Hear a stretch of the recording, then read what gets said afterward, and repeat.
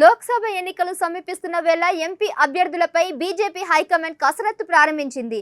దీనిలో భాగంగా ఇవాళ ప్రధాని మోదీ జాతీయ అధ్యక్షుడు జేపీ నడ్డాతో బీజేపీ కేంద్ర ఎన్నికల కమిటీ భేటీ కానుంది.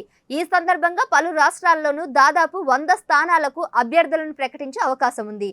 ఎన్నికల స్కెడ్యూల్ కంటే ముందే అభ్యర్థులను ప్రకటిస్తే ప్రయోజనం ఉంటుందని బీజేపీ భావిస్తోంది.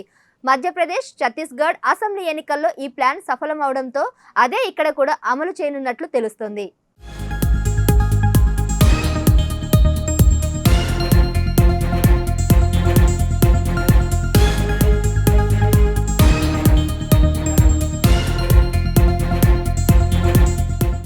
ఇటు తెలంగాణలోనూ మెజార్టీ స్థానాలు గెలవాలని బీజేపీ లక్ష్యంగా పెట్టుకుంది. తెలంగాణకు సంబంధించి 6-7 స్థానాలకు అభ్యర్థులను తొలి జాబితాలో ప్రకటించే అవకాశం ఉంది. ఇప్పటికే హైకమాండ్ పిలుపుతో బండి సంజయ్ ఢిల్లీకి వెళ్లారు. ఆయనతో పాటు పలువురు ఆశావాహులు కూడా హస్తినకు క్యూ కట్టారు. దీంతో బీజేపీ తొలి జాబితాపై ఆశావాహుల్లో టెన్షన్ నెలకొంది.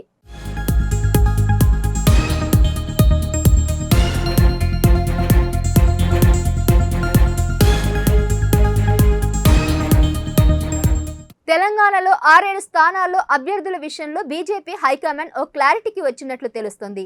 సిట్టింగ్ ఎంపీలు బండి సంజయ్, ధర్మపురి అరవింద్, కేంద్ర మంత్రి కిషన్ రెడ్డికి వారి సీట్లే దక్కనున్నాయి.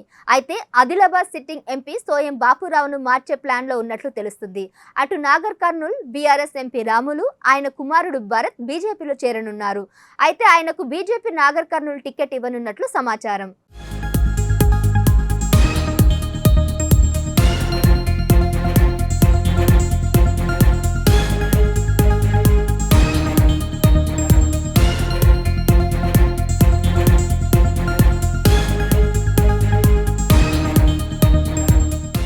ఈ బ్రేకింగ్ సంబంధించి మరింత సమాచారం మా ప్రతినిధి ప్రశాంత్ ఉన్నారు. సహస్ర లోక్సభ ఎన్నికలు సమీపిస్తున్న వేళ ఎంపీ అభ్యర్థులపైన కూడా బీజేపీ హైకమాండ్ కసరత్తు ప్రారంభించింది.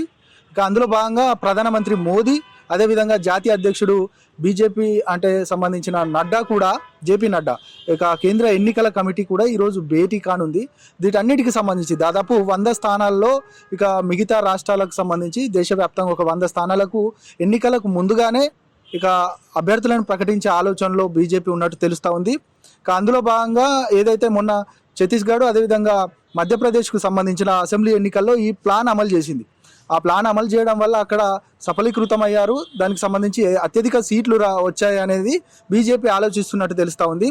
అందులో భాగంగానే దేశవ్యాప్తంగా ఒక 100 స్థానాలకు సంబంధించి పార్లమెంట్ పరిధిలో వారందరికీ కూడా ముందుగానే ప్రకటిస్తే వారి స్థానాలలో కూడా వారు ఏదైతే నియోజకవర్గాల వారీగా తిరుగుతారో దానివల్ల ప్రజల మధ్యలోకి వెళ్ళే ఛాన్స్ ఉంటుంది. కాబట్టి ఎక్కువగా బీజేపీకి అడ్వాంటేజ్ ఉంటుందనేది బీజేపీ అధిష్టానం ఆలోచిస్తూ ఉంది.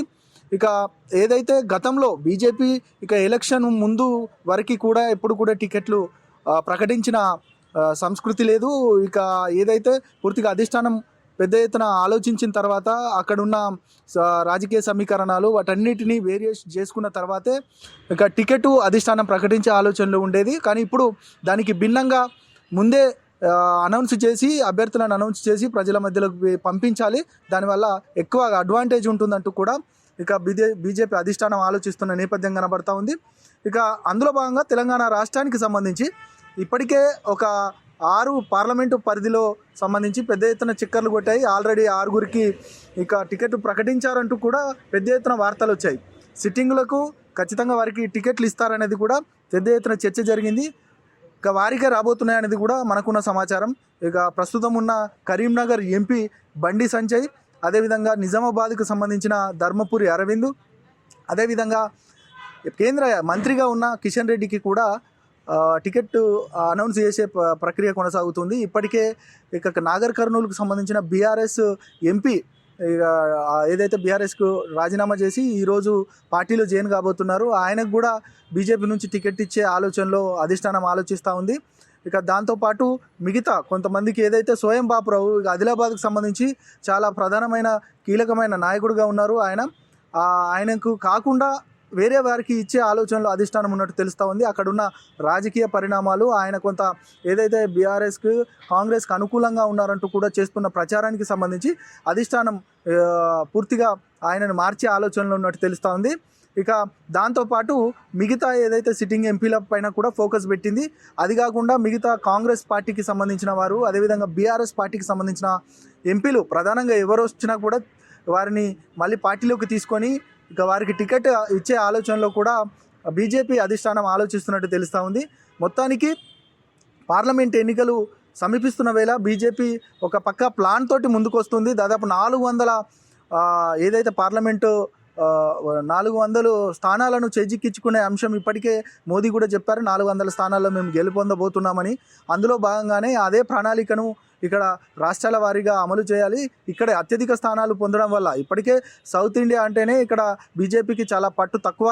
ఇక్కడ అందులో తెలంగాణకు సంబంధించిన ఇక్కడ ఎక్కువ స్కోప్ ఉంది ఇక్కడ గెలవడానికి. దాదాపు వారి అంచనా ప్రకారం ఇక్కడ 12 స్థానాలలో పోటాపోటీగా ఉంటుంది. దాదాపు 6 నుంచి 8 స్థానాలు ఇక్కడ గెలవచ్చు అనేది కూడా బీజేపీ ఆలోచిస్తున్నట్టు తెలుస్తూ ఉంది. అందులో భాగంగా తెలంగాణ పైన పెద్ద ఎత్తున ఫోకస్ పెట్టిందనేది మనం చెప్పొచ్చు సహస్ర. దాంతోపాటు ఈ 100 ఎంపీల ఏదైతే అభ్యర్థుల ఖరారు చేయబోతుందో దాంట్లో దాదాపు 6 స్థానాలకు సంబంధించి తెలంగాణలో ఉండబోతున్నట్టు కూడా మనకు తెలుస్తున్న సమాచారం సహస్ర.